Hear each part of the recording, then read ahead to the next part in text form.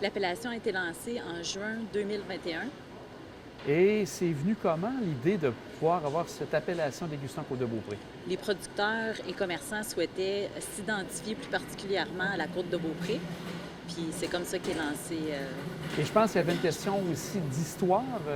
La Côte-de-Beaupré étant un lieu où il y a beaucoup d'histoire au niveau de l'agriculture. Tout en fait. En fait, cette image régionale-là permet de mettre en valeur la diversité puis la qualité des produits de la région, puis particulièrement mettre en valeur l'agriculture de la Nouvelle-France, l'histoire de la Nouvelle-France dans l'agriculture de la côte de Beaupré. Depuis plus de 400 ans, c'est pas rien, là. C'est encore aujourd'hui, les producteurs sont actifs sur la côte de Beaupré. Et pour un producteur local, de s'afficher dégustant Côte-de-Beaupré, quels sont les avantages? Ça permet de s'identifier à sa région, de montrer justement cette diversité et cette qualité de produit-là, puis s'identifier à notre caractère historique régional.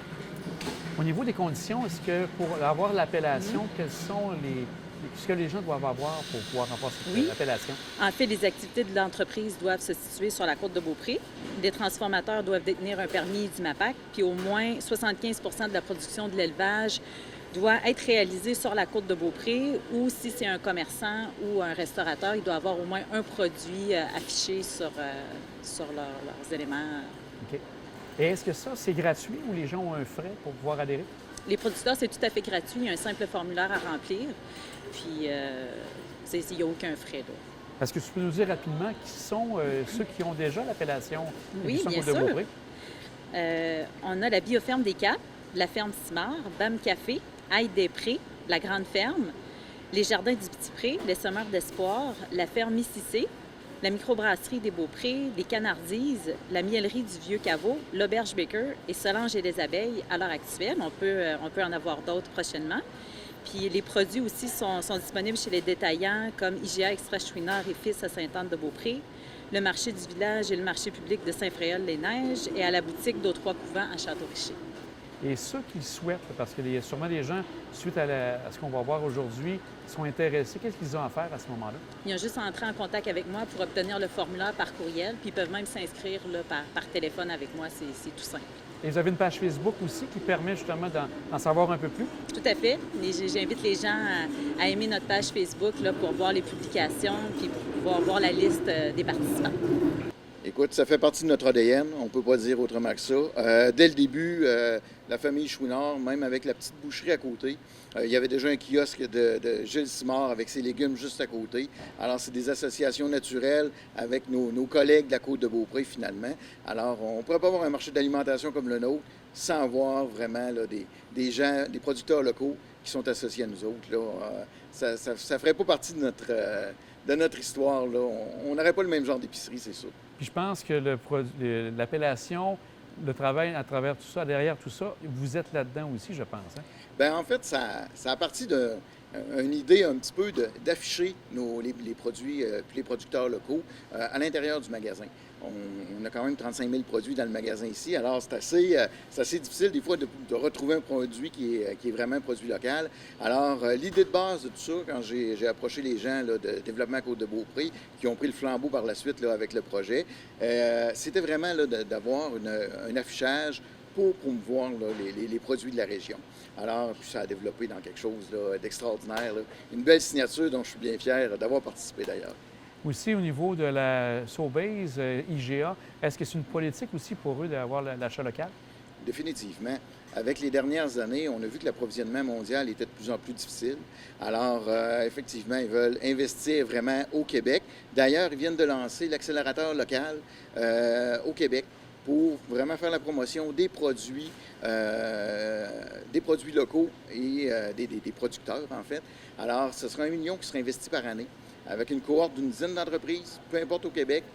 J'espère bien que les gens de la Côte-de-Beaupré pourront en profiter. Au niveau de la pandémie, ça a sûrement eu un impact d'amener les gens à acheter de plus en plus local?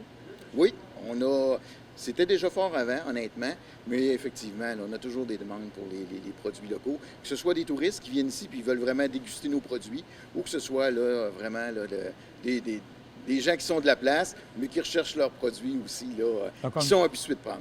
Donc, comme tu dis, les gens vous posent des questions, vous disent, bien, ce serait plaisant d'avoir tel produit Et de votre côté, vous regardez avec le producteur à ce moment-là? Certainement. Souvent, c'est le producteur qui vient nous voir, puis on s'assoit ensemble, puis on regarde là, quel produit on peut intégrer là, à l'intérieur du magasin. C'est sûr qu'il faut que ce soit toujours quelque chose qui fasse grandir l'épicerie. C'est sûr que si on a deux produits identiques, des fois, c'est plus difficile de les intégrer. Mais sinon, on essaie toujours de trouver une place là, pour nos producteurs de la région. Et aussi, donc, si tu as bien sûr pas simplement les produits dégustation Côte-de-Beaupré, mais tu as d'autres produits locaux qui viennent s'ajouter à la liste. Oui, en fait, là, j'ai une douzaine de producteurs là, locaux là, ici au magasin là, qui participent là, vraiment là, à l'ambiance du magasin puis à la signature gourmande du magasin ici.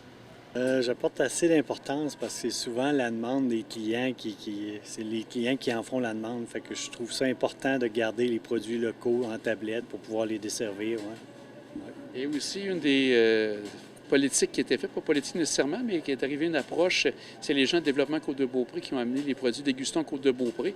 C'est des produits que tu distribues aussi? Oui, j'ai été ouvert. Quand ils m'ont approché pour ça, j'étais très ouvert à ça. C'est des demandes qu'on a, comme je disais tantôt, c'est des demandes qu'on a des clients. Fait que j'étais ouvert à ça. On a un logo en plus qui indique, qui identifie les produits. Fait que le monde trouve ça très intéressant. Oui. Aussi, au niveau de Bonichois, est-ce que de leur côté, ils vous incitent, vous encouragent à faire le tout? Est-ce que vous avez des consignes par rapport aux produits locaux avec Bonichois? Oui, c'est sûr que Bonichois ne nous permettrait pas une large gamme, mais on a du jeu quand même là, pour les produits locaux. Ils sont ouverts à ce qu'on vende des produits locaux, puis ils sont pour ça aussi. Là, le politique le prévoit d'encourager les produits locaux, puis c'est ça. Au niveau des autres produits, est-ce que tu as d'autres produits locaux qui ne sont pas dégustation Côte-de-Beaupré que tu distribues? Oui. Il y a des produits...